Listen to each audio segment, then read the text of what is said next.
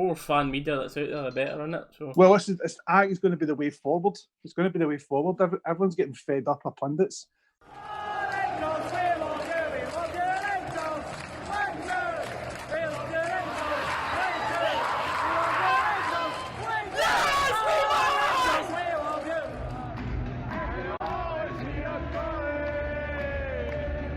what's going on, everyone? Welcome back to another video on the channel. And just before we start getting into today's video, I've just recently hit 4,000 subscribers on the channel, and I want to thank every single one of you. If you've watched, if you've shared anything to do with the channel, I greatly appreciate it. I'll never take for granted some of the amazing people that I've met since starting this channel, the amazing people that I've spoke to, but I could sit here forever talking about how thankful I am. But today's video, it's a bit of a podcast vibe. It's me speaking to Rangers on tour, and as you see as we get into it here, they've decided to keep the picture as a little campaign they support, which is a mental health awareness campaign, so good on them for doing that. But we'll jump into this, and I know it's a bit different from the usual things on my channel, but at least we're back talking about Rangers again.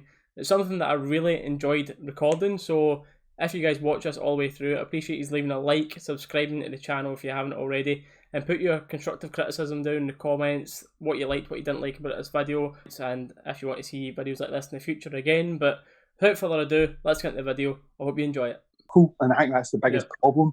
Too many guys just buckle under pressure, and you can see it when you go to the games. You can see all the ones that everybody has an issue with. You can see it in the game. You can see it in their faces, and we've seen it before a million times with your Josh Windasses and your, all these sort of guys that talked a good game, but when it came down to actually having to perform, they couldn't do it.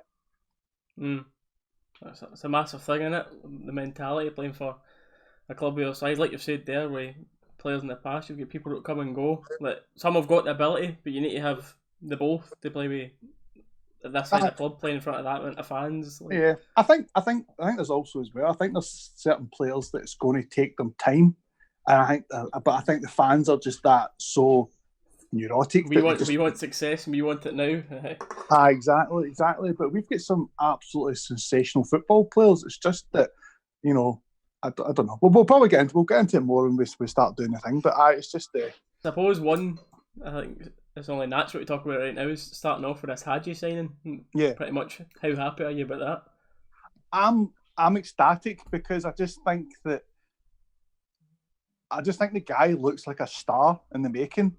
Like, obviously he's came with the name, and even like from people that I've spoke to, they're saying that Gerrard's very kind of level-headed and stuff like that, and they're saying that the only two times that Gerrard's looked pretty starstruck at Rangers is when he met Paul Gascoigne and he met Georgie Hagi, because because Georgie Hagi was just different level, but I don't know, it's just I don't know, it's just like from the years of going to watch games, you can just tell by how somebody carries himself in their first touch and how they're eager to get on the ball, and and I just think I think as well is just that Braga game at Ibrox, it just showed you that's the type of player that he is, that he's like, right, someone's got to do something, so I'm going to be the guy that's going to do it. Right, it really did, but from that game as well, it showed so much about his character and his interviews after it, before it. Like, he just seems to have totally bought into the whole idea of what Rangers is, like, right away. And he does seem like a player that, like you're saying, that what you need at Rangers, we touched on it earlier, talking about mentality. He doesn't look like he wants to hide. He wants to be like, right, give me the ball. And I think that's another part of like where you play him as well. Because there's been mixed opinions as well about playing in the right compared to playing in the middle. Like, personally, I think he's much better playing in the middle. I actually think he's that good of a player that you should be starting to build the team around him. Yeah, he's actually that good himself. I think he is. I think he's the guy that he's my star man, and he's the guy that I would build the team around. I know Gerrard and Michael Beale have really liked this, two number 10s and something like that, and to a point I think that it does work. But when it doesn't work, I think that we need to have a 4-3-3 formation, a 4-4-2 formation. I think now something like Hagi in the team, a 4-2-3-1 would suit Hagi better, and also the team that we've got and how we play. I just think that he's that type of player that he looks like it. And I think also the fact as well is he's part of this wave of second generation football players. So, you hear all these players that come from nowhere and they're like, this guy's the next this guy's the next that. But if you look at, was it the boy Haaland at Dortmund, Kasper Schmeichel, Paolo Maldini's son's playing, Patrick Kluivert's son's playing, so there's all these like second generation football players who have got the burden of carrying a famous dad's name on their back. And I think the fact as well is that I think he's came to Rangers, and no disrespect to any other clubs he's played for, but I think he's came to Rangers and he's looked at this and he's looked at the clubs that his dad's played for, and he looked at the fan base and look how massive the club is, and he's went, right, this is where I'm going to make my name. Yep. Not saying he's planning to stay here for the next 10 years, but I'm just saying this is where I think he's looked at himself and went, I'm going to make my name. And I'm sure the type of guy he is that I bet he was gutted that he never got a chance to play against Celtic, because I think he looks like the type of guy that's going to go, right, this is the game, you've got to turn it on. Right, I'm going to turn it on in this game. Yep, I think that might help the mentality side of him as well. Like you're speaking about other players there, your second generations like Haaland, like Hagi. They seem to be very confident players, and I think a part of that might be growing up having the pressure of their dads being who they were. Aye. So it might be slightly a part of why he is so confident in his own ability. Like coming to Rangers, like we've seen players in the past that have come and made maybe a shell in the first season or so, like maybe someone like Borna, for example. I don't really think there wasn't a fan who didn't slate him in his first season that he was here, but after that I think he's one of the fan favourites now. Well, we can get into that as well, but I know a lot of people love him now. He seems to have come out of his shell a lot, seems to have really grown into the club, but he seems to have really hit the ground running right away. Yeah, but again, I think the fact is it's a weird situation to come into, because you live in a city of like 1 million people, and there's 3 stadiums in this city that are over 50,000 capacity stadium, and the fan base is absolutely huge, and everywhere you go, you'll either get half the people love you, half the people hate you. So it must be, especially coming from a different country and English isn't your first language, or the lifestyle's completely different, and just a total and utter culture shock coming to a place. And say somebody like Borna Barisic, and he comes across as a true professional, super fit, fantastic technique. You don't get to be left back for Croatia if you're a dud. The guy's an absolute star, but it just took him some time, and I think injuries just derail people, and they want to get back. And I feel that's exactly what's happened to Kent. What happened to Kent this season is what happened to Barisic last season, and I think Kent's just been hit with far too many injuries, not getting a pre-season, and kind of just, because when you think back at it, Barisic when he played against us, like I don't know anybody who went to that game who didn't go, see that guy with the headband? Aye, everybody was like, who's that guy with the headband? He's amazing. And then he played that first game against Hearts, and he was just sensational, absolutely sensational. But then again, like I said, just injuries pile up, and new lifestyle, and families and all that sort of stuff, and you don't know what's going through people's heads. So it's maybe taking them a bit of time to get used. But again, somebody with Barisic, like you don't get to play alongside. You don't get to play alongside like Rakitic and Modric and be garbage. You've got to be on their level, Mm-hmm. I think a lot of people held on to that as well. Maybe when he was in his dip of form, you've seen that almost that statement going around all the time in social media, like you don't get to be Croatia's starting left back for nothing. So like they were holding on to, like, this guy has to come good at some point. Which we're seeing that side of him now, so that's ideal. But I think it's the same way. I think it's the same with anybody. I think that you've got to give people that level of freedom to kind of grow into it. I think the same with Hollander. Like Sweden's, how many great defenders, centre halves has Sweden created? And if this guy's an international, he's got to be worth his salt, And then was it like Joe Aribo? You don't just walk into the Nigerian national side and score against Brazil in your debut if you've not got something about you. Yeah, some of Aribo's performances as well have been good. I think that 2-1 win at Parkhead, I think that was one of the best I've seen him play. Like he's a dead selfless player at times as well. You don't actually notice how much of a work rate he actually puts in. Mm-hmm. I just don't know if we know quite his best position yet, because like, see when you were touching on earlier, like a 4-2-3-1. Like, I quite fancy the idea of that. Like, two of your sitting midfielders, Hagi in behind whoever our striker's going to be. You'd think it's going to be Kent in the left, but I think it's this right wing spot that is going to be up for debate. And I think he can play there, but where would you think his best position is? Well, I think the same as like I remember when reading a thing about when Frank Rijkaard took the Barcelona job and he set up the team and he said that and he was like Ruud Gullit going, I don't know really what to do with Ronaldinho. And Ruud Gullit's like, well, what position have you not got? He's like, left wing. He goes, well, just stick him out there, you know. And I think that's the type of player. I'm not saying he's Ronaldinho, but I'm just saying he's that type of player that just go, right, okay, see this is your area. You just do what you've got to do, and just work your magic and get the ball moving and get by players and stuff. Because I also feel as well as, I think the fact that the fans were so disillusioned with what happened with Ajaria.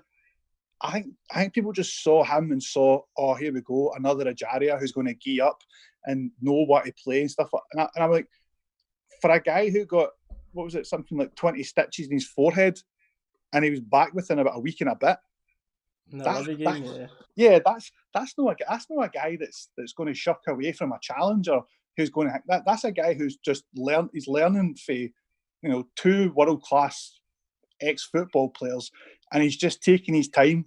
And like you said, like in Europe, he's been sensational, and the big games where he's got loads of freedom, he's been amazing. It's just maybe his game isn't the playing him in the bottom half of the against the SPL, and that's the case. That's the case. Then that's when you've got to start bringing in your squad depth. But like saying is like as well, you had players like that in the past. Who was it? Like Brian Hemdani back in the past, when it get guys who got literally games just in the European nights only.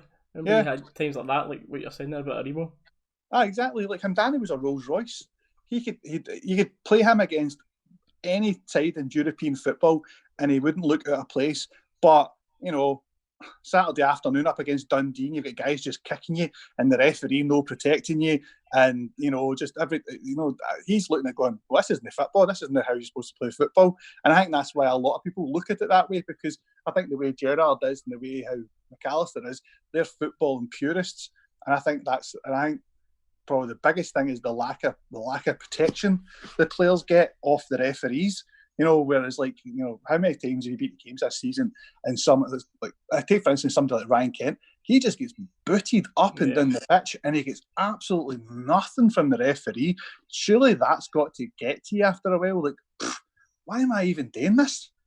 I know it's disheartening as well for the type of players, because, well, I suppose that's a bit of your learning period of coming out in this league, because there'll be very few leagues in the world where it's literally as rough and tumble as whatever you want to put it, as our league is. And like Kent, you'd see, I'd like to see actual stats and how often they're actually fouled in a game. Exactly. It's like, what was it the one in the Premiership when Hazard played for Chelsea? He was the most fouled player, and now it's Jack Grealish. Jack Grealish draws the most fouls of any player in the Premiership, and that's what happens to you, because especially in the way football's played with the side passes and diagonal passes. But if you're a football player that gets the ball at your feet and you want to take men on, the only way most people can defend that is just by bringing you down. So you're going to get kicked up and down the park regardless. Yep. But again, I think was it CJ said the other week about playing like Jordan Jones on the left and playing Kent on the right. But I think the fact is that I like Jordan Jones, but also the fact I would like us to bring in Canberry, and I think Canberry playing in that off the left position. And also you've got somebody like Kent, who's much like Hagi, who can play with either feet. Kent hits corners with whatever foot he decides to hit the ball with. And then you've got other players on our side that their weak foots are standing on. So I just think it's just one of those sort of things. I think that we need to have another plan, and we need to have players. And I think the biggest problem, we've got a few players in the team, the senior players more than anything else, that I think that when the chips are down, the shoulders go down, and that's and that's what really, I think, really ticks the fans off. You know, Like, I go to games with my dad, right, all the time, and he's one of these old school football guys, right, and like, see whenever we're dropping points or losing, he literally says the exact same thing all the time. He's like, see if they look like they were actually trying and cared, I would put my hands up and be like, right, fine, we get beat fair and square there. But see when they're just jogging around and don't really look as if they're absolutely like gunning to get these points back or get this win. That's when he's sitting next to me and he's going absolutely mental in my ear. Like, it's rinse and repeat the things that he's saying, but it does make sense. Like, if you're getting beat, you want players that are still up for the fight and fighting to the very end at least. I think the fact as well, if you watch it, if we can see that goal, the two people at the back who just go bonkers all the time is Barisic and McGregor. And I think that's the thing that I think ruffles up a lot of people. I think, you know, I don't know, just with, like, obviously we're going to talk about captains and stuff like that as well. But yeah, I think there's a lot of people at the team that are very much kind of, the fans have kind of lost heart on them, I think. Yep. But I suppose we could move on to that, just touching on there. Because we spoke about mentality and captains. So with Tav, right, we'll discuss his actual defending and ability later, but see, as a captain, do you think he still suits being a captain at Rangers? See, the thing is, like, again, I'm of an age where when I started going to watch Rangers had guys like Terry Butcher and Richard Gough and stuff like that. And I remember even at games that we won and players were walking off the pitch and having full-on arguments with each other and just slating each other for, or even like, you know, we could be beating somebody 3-0 at home and Richard Gough's just pure berating somebody walking off the pitch at half-time over something that happened 15 minutes earlier. And I'm not saying that's just the way it is, but I don't know. It's just, it's that, the thing about like Tav is like, he's got a good engine, but he's not quick. He's good at going. He's got good instincts going forward, but I think at times he has very little. He doesn't sense danger. Instead of just like, you know, right, I'm just going to get rid of this here, or I'm just going to take it. And I think it's across the board in terms of like how we play. I want to see somebody just take out the man, you know, and just go, right, I'm just going to take this guy out here. The amount of times that we've lost goals from the halfway line where somebody's broke away and not one person's went, right, I'm just going to wipe him out. Like, you think about it, like, you know, even as early back as like Sasa Papac or even Kurt Broadfoot or Davy Weir or Carlos Coelho or something, the first thing in their head is either I'm going to get the ball or I'm going to get the man, but either way I'm going to stop this attack. Yeah. And I think there's a lot of times, and I think especially if you look at the goals that we've conceded against Celtic, that we just stand off. Especially somebody like Edouard, puts it in his left foot, picks his spot, knocks it in the back of the net, and then that's it, they're all well and away. Like, you've gave the guy like 15 yards worth of running, him and Rogic. Somebody just wipe him out. Just wipe him out. Like, it's, you know, not to be dirty, but you've got to, you know, think of it of like, right, we'd rather just regroup here and figure something out than, you know, just allow people to run through the team. Yeah. But with me, with Tavi, you're saying, like, I think inconsistency is definitely one of the main things. Why you've got fans that are so split on him is you've got his games that he's great, like you're saying, he's got a good engine, but then he's also got the poor side of him as well, which can be his defensive awareness at times, whatever. But I think mentality as well. I think a lot of people picked up on this. Remember that post-match thing he done, or was it pre-match? Sorry, in the programme where he was saying the team get nervous because we're under pressure. Yeah, when they were under pressure. Like, for me, even if you're thinking that, which I don't think you should, I just don't think as a Rangers captain that you can be coming out and admitting that personally. Yeah. But that's for him as well, like, I would like to see the captain changed. I would like, you see, like McGregor. Personally, I don't like keepers as, like, I like a captain that's out in the pitch and amongst it. But like you see McGregor and his attitude. I think one of the last ones was one of our defeats at Tynecastle, and he was, like you were talking about earlier, at half time after the pitch, arguing with everyone, going absolutely ballistic, because you can see how much it means to him and how much it cares that Rangers aren't winning games. So someone possibly like a Ryan Jack would Yeah, be my captain, and I think it might actually help Tav because I think he's basically admitted that he feels pressure like in that yeah. interview. So with the captain get took off him, I actually think it might relax him a little bit and might actually allow him to play a bit better. I don't know, but I it's just think a the fact thought. is that I think that, like, in terms of like past stuff that's happened in the Rangers in Rangers in the past,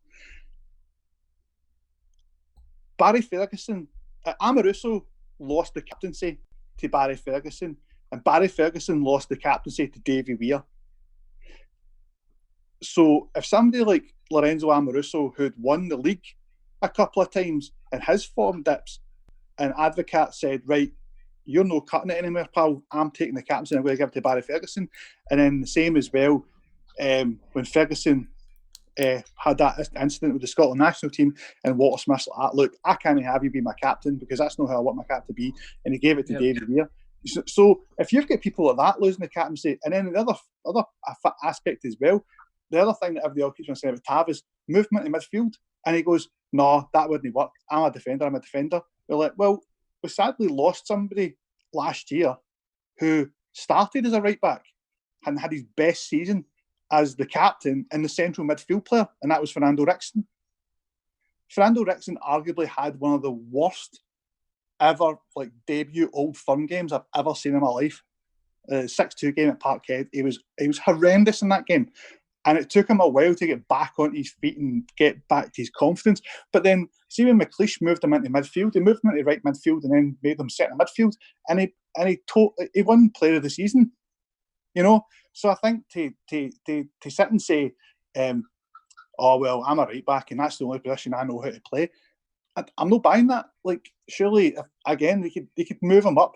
I'm more of the belief that if Ross McCrory's getting played at right back by Portsmouth, I would sooner play McCrory at right back, Barisic at left back, and my centre half pair.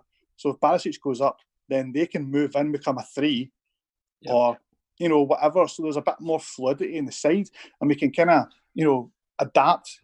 And if we do that and Tav's in the midfield, so therefore we can go back and become a 5 at the back or a 6 at the back, or just depending on the conditions of what we're playing in.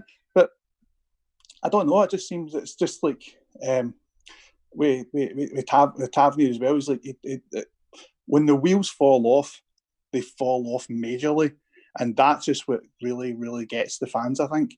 And again, like, I love the guy. I think he's a cracking player. His assists are great. He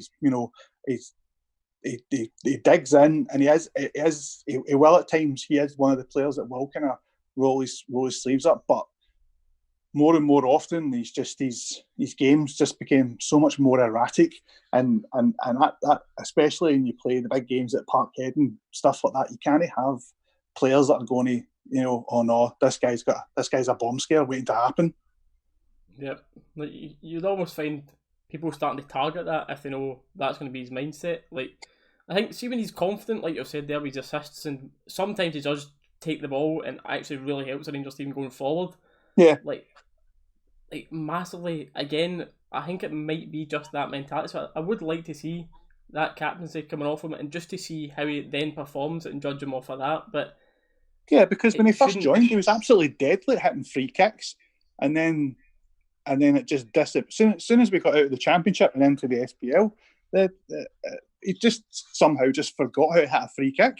And then so at one point, like, when he was playing in the first division, it was like every like second or third week he was standing up pegging in some big 30-yarder. It was ridiculous, but I don't know. But again, it's a lot. But it's players just get stuck in their head and they kind of don't know what to do. I think Jack Aldeid looks like a captain to me. He just looks like that type of guy.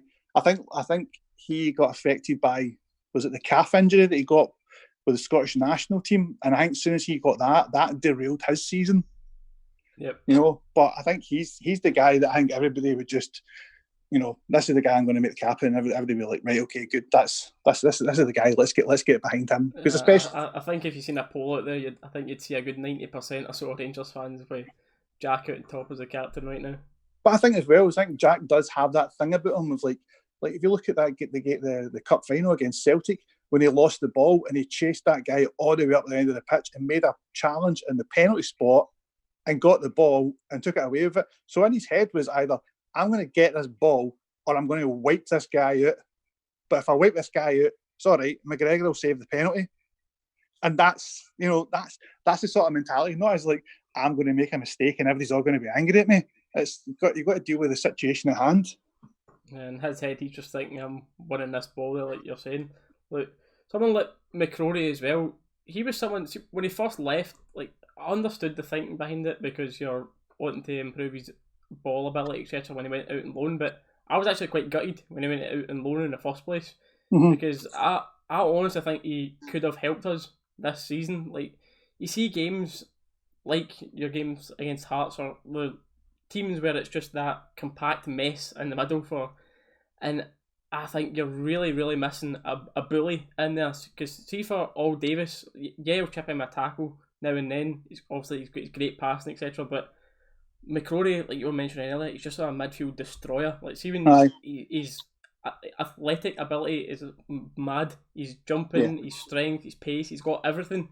Yeah. But obviously he does need to improve on that ball side. But he is someone that I'd have liked to have seen stay for throughout the season.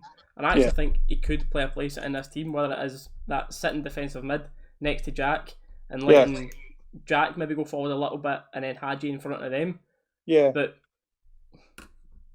again, it's like, but then also if you do that and say you played him and McCrory, so that would mean, what do you do with Arfield?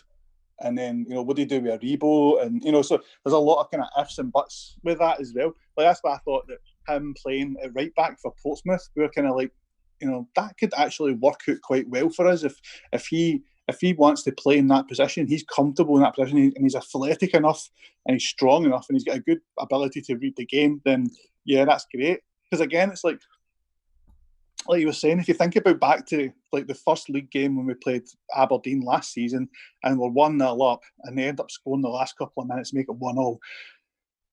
The way the game was going, and we brought on Ajaria, and we're like, you should have brought on McCrory and just showed up the defence. I don't really know what bringing somebody in who's going to then just kind of hold the ball in the middle of the pitch. You need somebody that's going to win the ball and get their foot on it and, try and kind of get the ball moving from there. But it's all just you can look back at these games and kind of pick them apart. But yeah, I think I would. I don't know. I'll definitely give the captaincy to Jack. Whether or not I think Tab's going to be around is probably another thing. I think that I think same as well. The slagging he gets off the press is just, I think it's starting to, like, when you're being referred to as a perennial loser, serial loser, serial loser. That will affect you if people are putting that beside your name, and then you start to, your lack of belief in yourself. Like, there's no way that somebody could have turned around and said that to Steven Gerrard when he was a football player, or Gary McAllister, or even other players we've got on the side right now.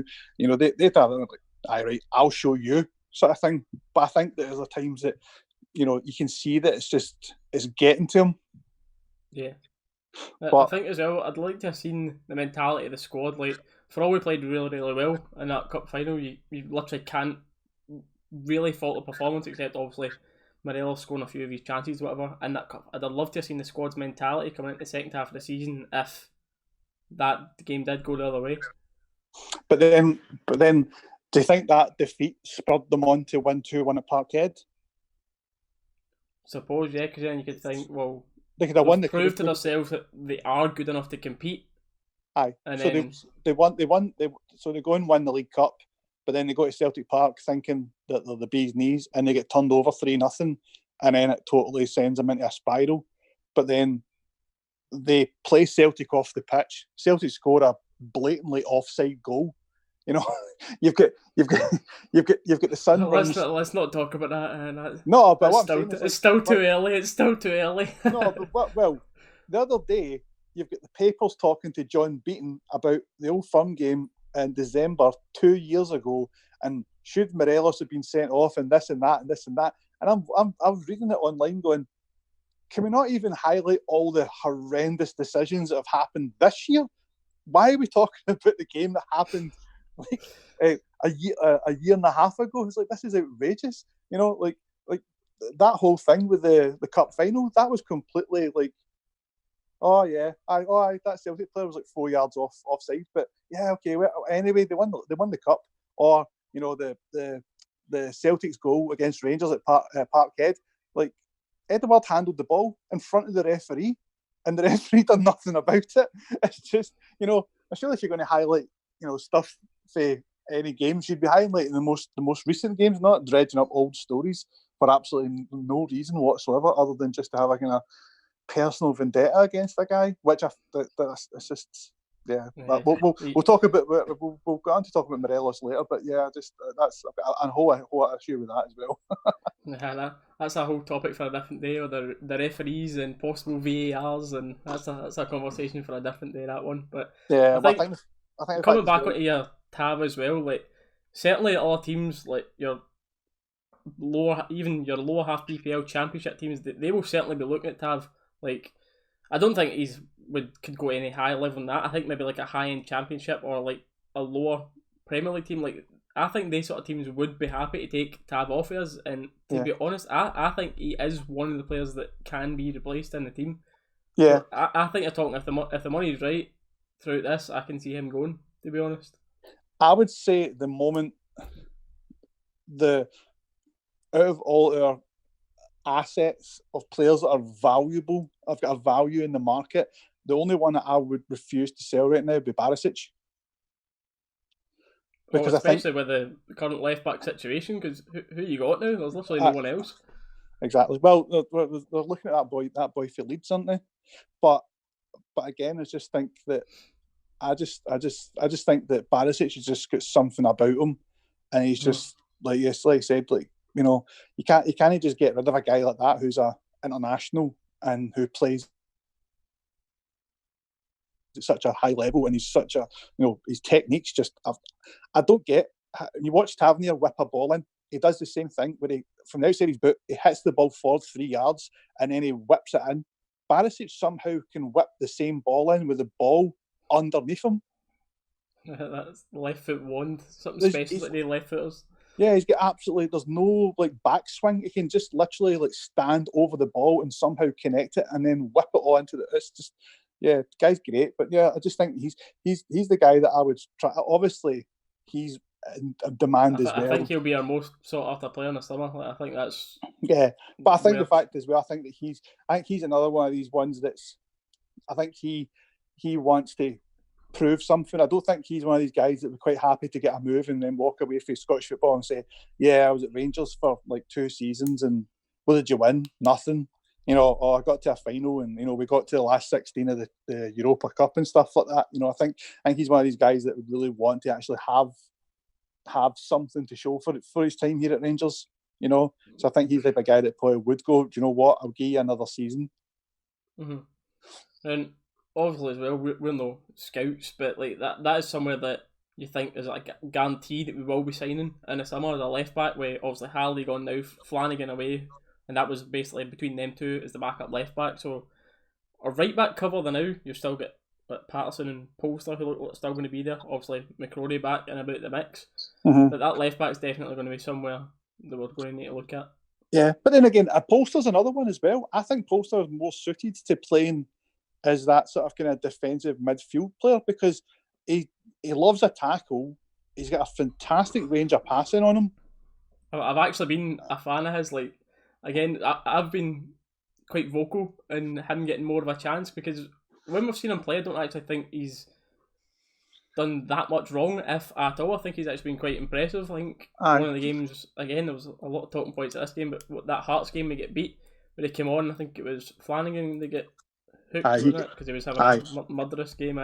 And Polster, I thought he was brilliant in that second half. Thought some of his balls into the box, he was taking people on. He was doing what Tav was doing. He looked like Tav in the Championship. That's pretty much what he looked like. Yeah, but I think again, it's just one of these sort of things. It's just like, obviously Gerrard's got his guys that he likes, but that's you live and die by that as a manager, because if you give people far too many chances, but I think I rate Polster. I think he's a great guy. I think he's really taken to living here, and really enjoys it, and guy's an athlete, and he's very, very keen to kind of be the best version of himself, sort of thing. And I just think these, and also as well, you can't take a guy out who's played every game and then bring a guy in at the cold and give him 2 games and expect for him to be at the same level as the guy who's been playing every game. It takes you about 3 or 4 games to kind of get into the swing of it. Yeah, spot on there about Polster, but yeah. I suppose while we're on the talking of the defence, our centre back pairings, I think there's been a few rumours now of Goldson. I think, I don't know how awful this is, but 6 million. I think it's been a few rumours of how much clubs are wanting to chip in and bid for him. Do you think we can afford to let him go? Are you a fan of him, or?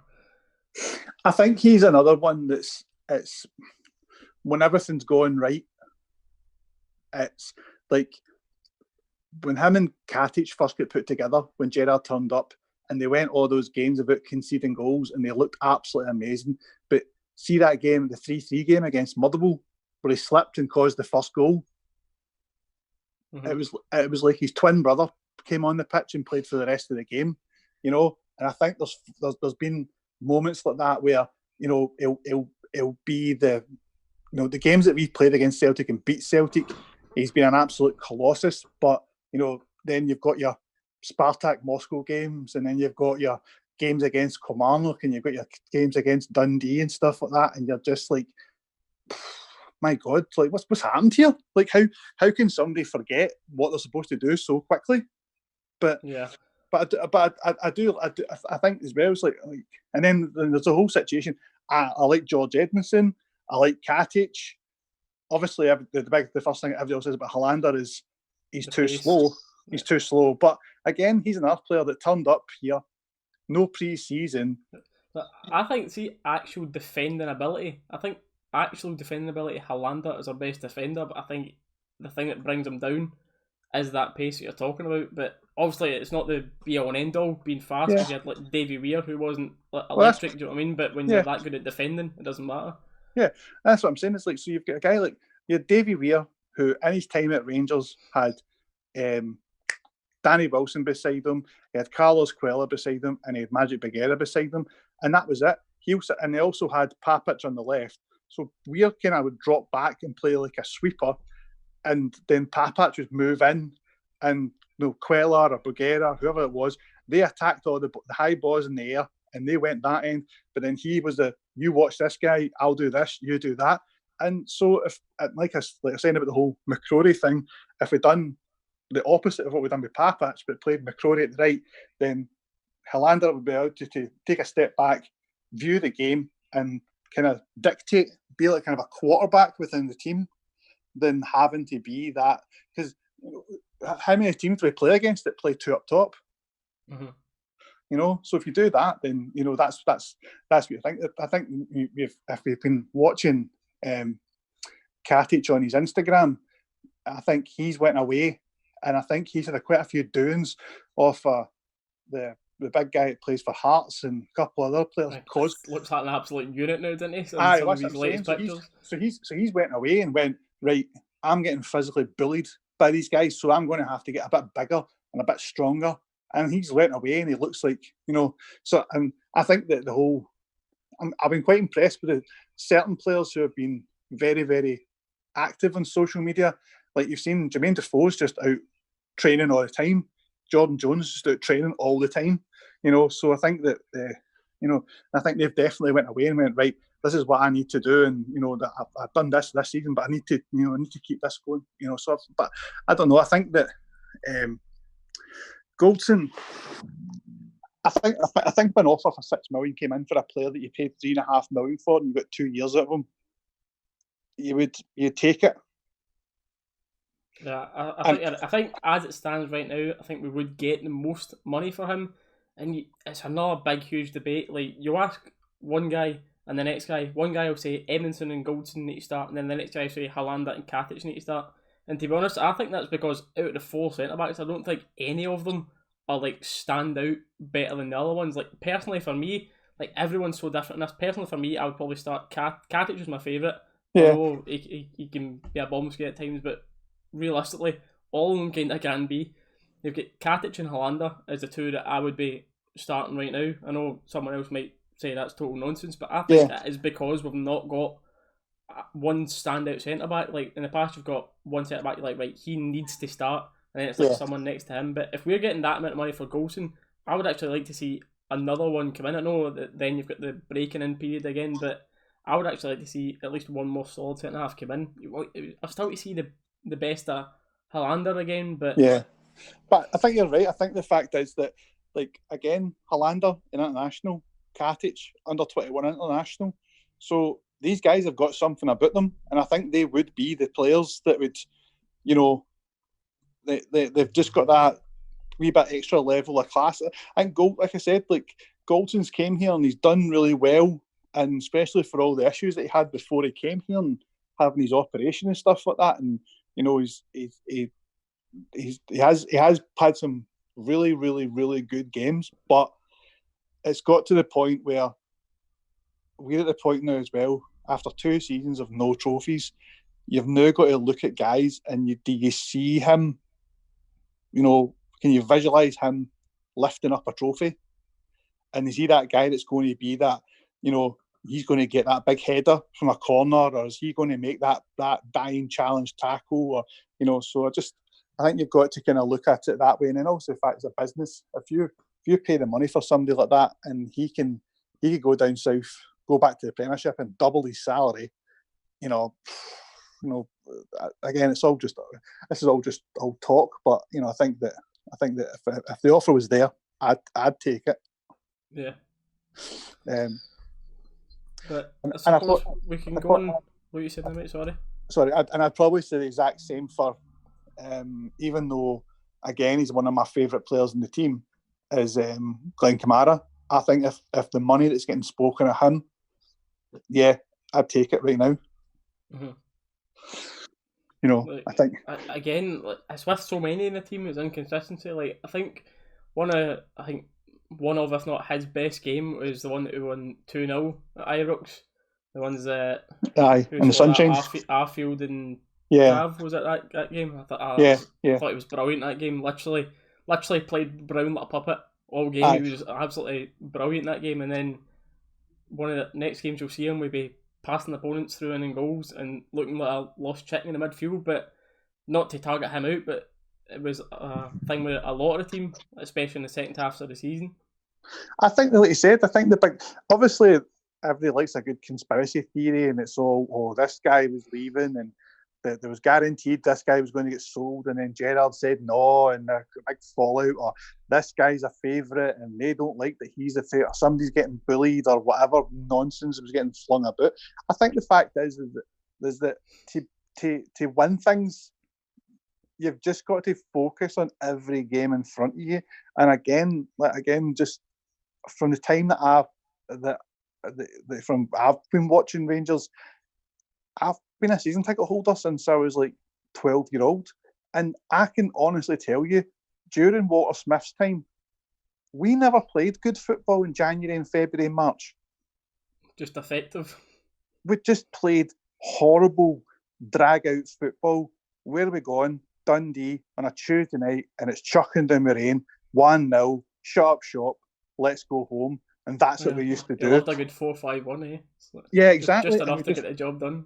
Exactly, and that's the thing. It's like, and if you look at how, on the opposite end of the spectrum, like when Celtic came back, they just came out and went loads of attackers, and we're just going to run over teams, and that's exactly what they did. Whereas it's just, you've got to have that mentality of like, right, we are here, but we need to get over the line and keep going and keep pushing. And and like you said, how many times have you been to Ibrox and we're playing against teams like Kilmarnock and they've got 2 banks of 4 and it's side pass to side pass, and then it's a flick into the box, and it's went to nobody, and then they get it and had to back up. And, it's just like that. Somebody just take the ball for a run. Somebody just hit a shot from 30 yards. Somebody just do something outside the box. Don't stop trying to stick to the game plan. Do something different. And I think that's the like with somebody like Hagi, he's that type of guy that's like, right, this is what I've been told to do. But, and I'm sure Gerrard's probably turned around to him and went, right, this is what I want you to do. But if you have an opportunity, this is your chance. Go and do something. And I think that's the type of player that he is, and that's why him and Aribo, they're the type of players that excite you because they've got that in their locker to do something. You just need to make sure that they're confident and they want to go and do it. Mm-hmm. I think as much as it pains you to say it as well, like you've got to say fair play to Celtic and Lennon for coming back. Like you said, they noticed something wasn't going wrong and they came back and they changed to that 3 at the back, changed it to two attackers. We didn't seem to have that. We just seemed to have, oh shit, let's kind of try the same again and hopefully we score this time. Whereas fair play to them, they did change pretty much their full system and then they came out and smashed it in that second half. Yeah, but I think the same as well. It's just like Morelos and Defoe are two completely opposite types of players. Like Morelos is just like a relentless battering ram, but Defoe's a bit more precision. And so you can't, lose Morelos for a couple of games and then we'll just slot Jermaine Defoe in and we'll just play the exact same way of football. Because if you watch Jermaine Defoe and he tries to back into defenders, he gets flung all over the place. He's not physically strong enough to compete that way. Whereas like Morelos is that kind of solid and sturdy and he's tenacious and he can get stuck right into players, and it's why I want us to sign Canberra and I really want us to sign somebody like Dykes for Livingston. I just want us to have a different option. Mm-hmm. I think we're going to talk about the strikers now, mate. We'll make this our last little topic for the day, right? Because that'll be about an hour, and then obviously if you're fine with it, this has went really good in that, so we can come back and do this another time if you want. No problem at all. It's all right. Nobody's getting anything else. Nobody's got anything else to do these days anyway. I know, mate, I know. But so you're speaking of strikers, obviously the main man now is Morelos. Do you think he'll still be around next season? No. I would like him to be here, but I don't. I think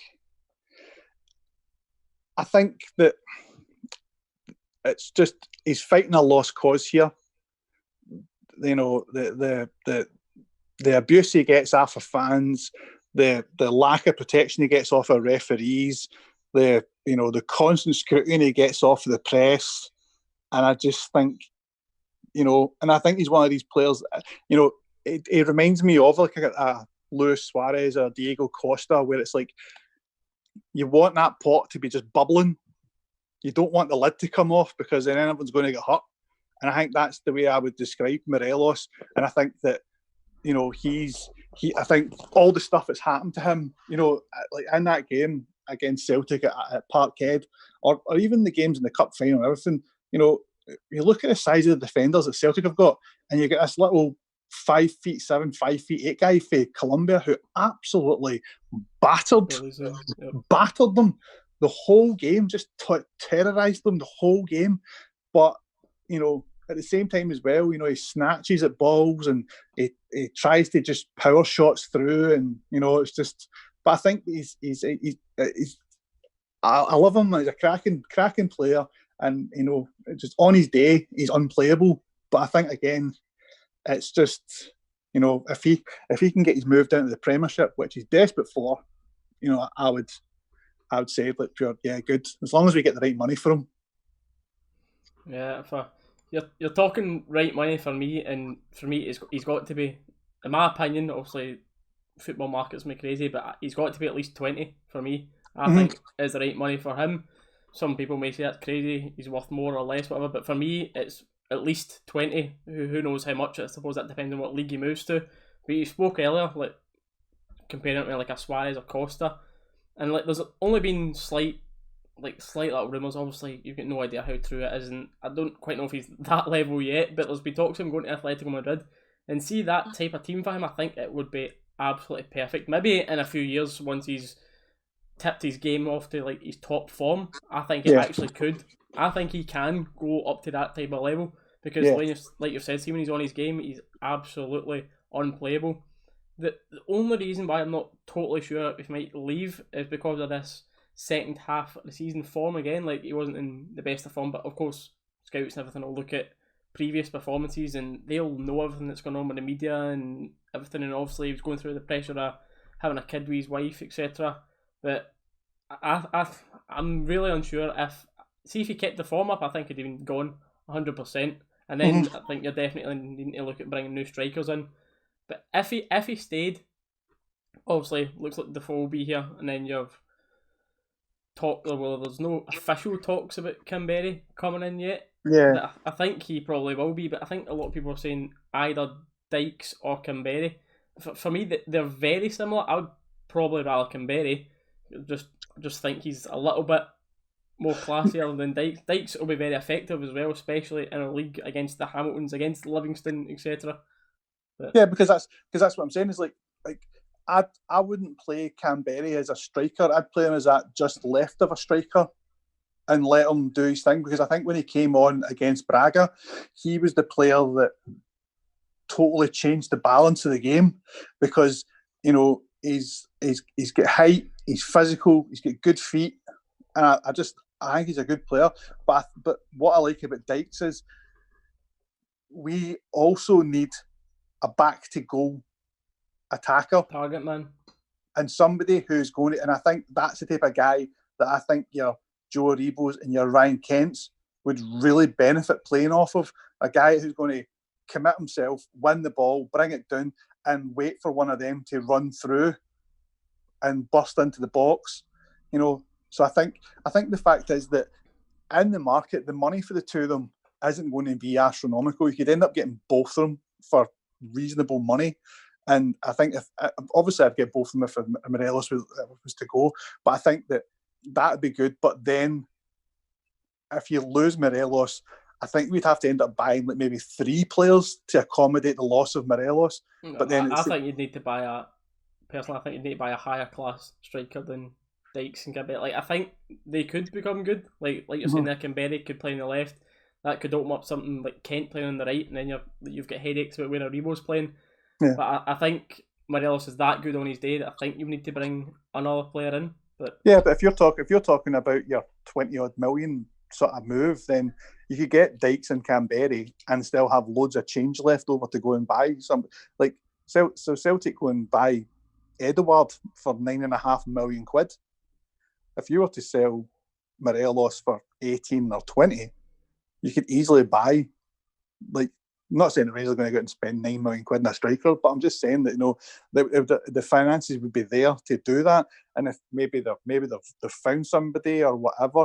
But I think that the again, like how we played, I think Gerrard wants us to be how we've all seen Liverpool play this year. But I think a lot of our times is we play like Arsenal, where if everything's all working, Arsenal are just sensational, but all it takes is for one bit to go missing and the whole thing just stops. And I think with Morelos, of how stop-start it is, like, he's never injured. It's always suspensions, and it's always just like, and it's infuriating being at the games, because it is literally like the referees and the linesmen are just gunning for him.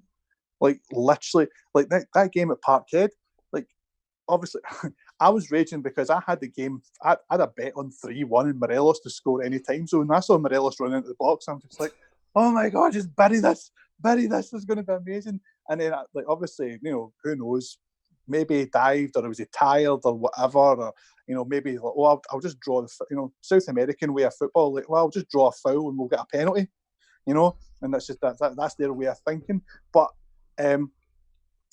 the lines, the referee literally had the card in his hand before he started running.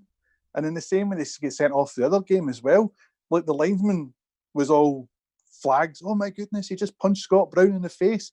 And I was like, okay, so, But then what happened in that game there when Scott Brown punched Tavernier and the linesman saw it and done that? It's just you got to. I think the guy's been totally singled out. Morelos totally ref to a different standard, Morelos. Like, there's no denying it.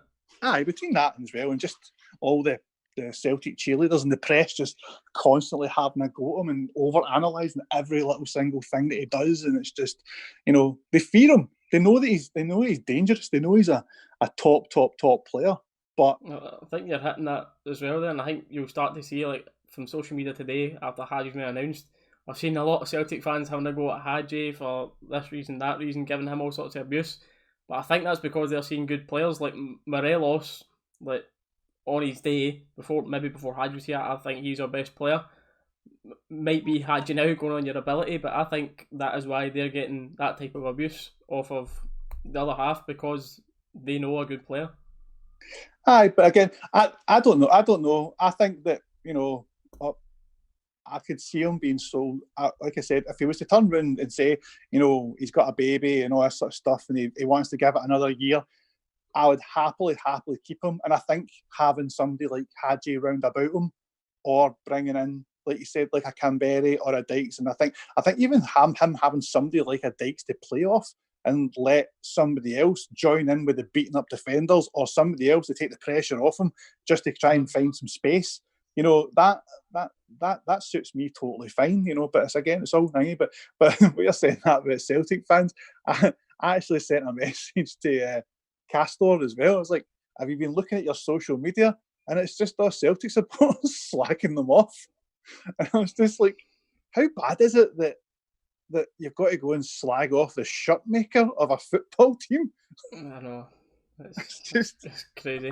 Absolutely, it's just different level. Absolutely different level. But no, I'm a positive person. I'm always very optimistic and stuff like that. And whatever happens, as soon as the season comes back in whatever form it's in, I'm like right behind it. Right, who's going to win the league? Rangers. I don't. 100%. No doubts about it. I don't ever like. I just don't go to games with that sort of thing in my head of like, oh no, we're going to lose today. Like, obviously, you'll, depending on the lineup or how things are, and you kind of go, all right, this doesn't sound good. But I stay for the full game. I'm there. I want to be there, and I want to see everything. And I'll always back the team. Yeah, 100%, mate. But I think we'll probably wrap it up on that note, mate. We've been talking here for about an hour or so. This has been a good chat with you, mate. No problem at all. I'm sure there's plenty of other topics that we can talk about. I'm sure people can leave that in the comments if they're feedback on it and other things they'd like to see us talk about. But for your socials, mate, it's just RangersOnTour, your Instagram, Twitter and Facebook. Is that right? Yeah.